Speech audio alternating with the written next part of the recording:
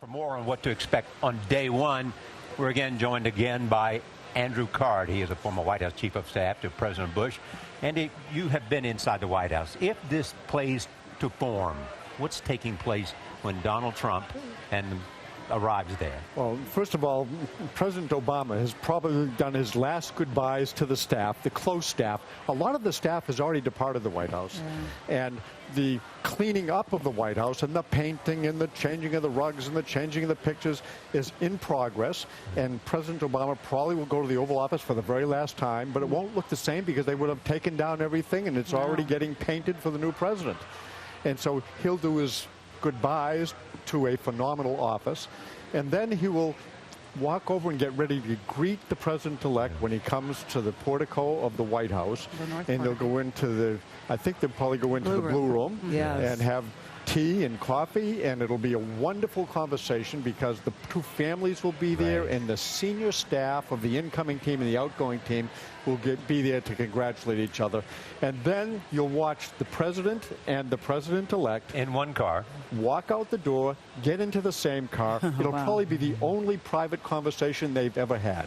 It has to be an emotional time for both sides. Don't you think this morning at the White House, you know that feeling? Oh, yes. It's unbelievably emotional to say goodbye. And it's emotional to say hello. So it's exciting. And what about the letter that President Obama is expected to leave for President-elect Trump? I hope President Obama does leave a letter. It's my understanding he will. It's a great tradition. And it does demonstrate the empathy for the responsibilities that we'll have. And it says, I'm supporting you. I'm carrying your burden because I've carried it before. I understand it. And anything I can do to help, I'll try to do to help. It's a wonderful, soothing way to welcome a president into a job that is indescribably challenging. Not only the job, but the things that come with the White House. Describe that awesome responsibility and how a new president feels about that. As he explained earlier, he has first been given instructions on the football. This morning, the president-elect probably had a briefing from a military officer about the suitcase that carries the nuclear codes. And that is a sobering briefing because the military does it in a very cold way. It's not about the emotion. It's about if you need to use this, I will make sure you know that what you're doing, and once you say what you want done, we will do it. Very matter of fact. Very matter of fact, and it is quite sobering.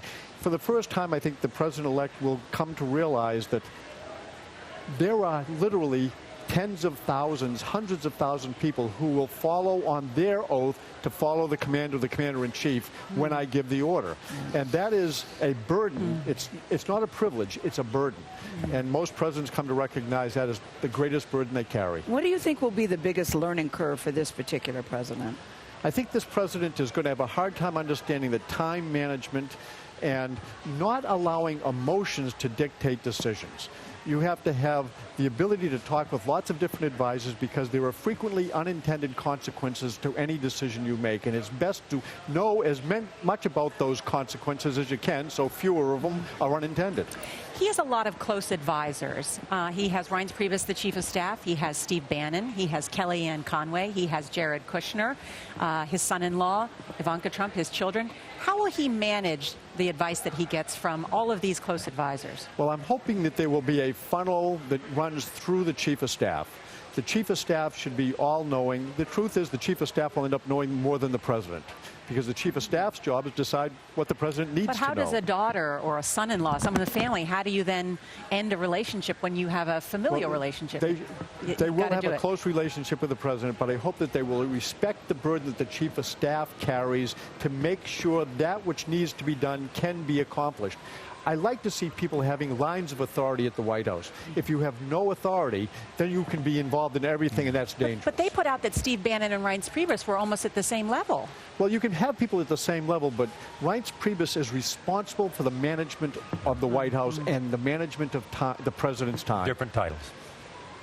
It's very important that there be a chief of staff that keeps the trains running on time, make sure the president understands what the deadline is for making a tough decision, because if you make a decision too late, sometimes it's irrelevant. And were there times that President Obama would call former President George W. Bush and ask him for advice? How does that relationship work? It varies Former from president to president, kind of personality by personality. But I hope President Trump will have the courage to pick up the phone and talk to people who've been there before and help wrestle with some of these very difficult issues. All right, Andy Thank Card. you, What a Andy pleasure. Card. Isn't it so Yeah, great yeah. to talk to Andy, Andy? you know a lot of stuff. I know. It's He's been such there, done that. Yeah, been there, done that. pleasure Is to right. talk to you. Thank you. Yes. Thank you.